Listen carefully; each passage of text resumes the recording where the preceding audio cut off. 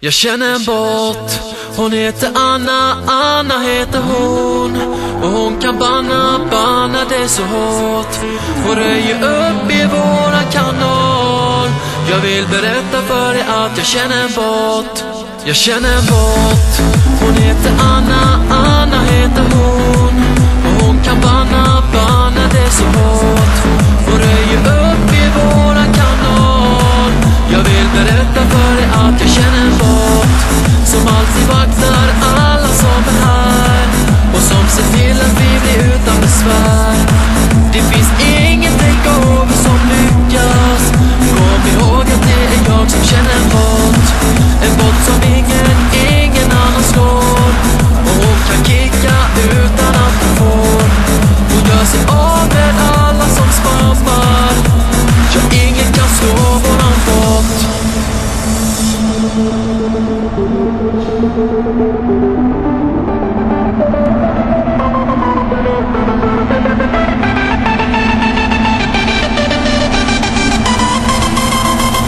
Ready for takeoff.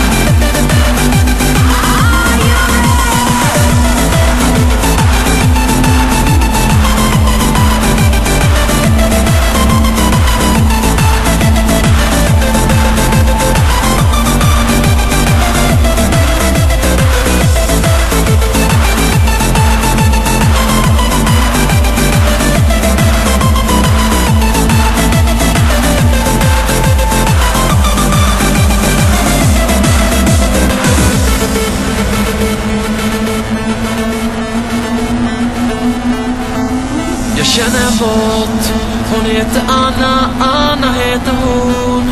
Och hon kan banna det så hårt. Hon röjer upp i våra kanal. Jag vill berätta för dig att jag känner en bot. Då kom den dagen jag inte trodde fanns. Den satte verkligen kanalen ur balans.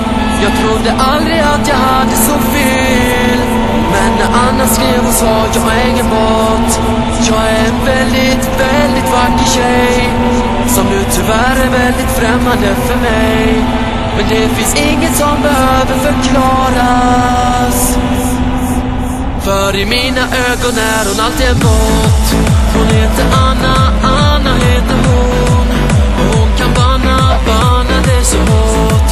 Hon röjer upp i våran kanal.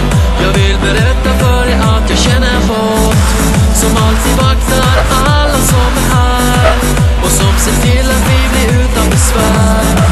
Det finns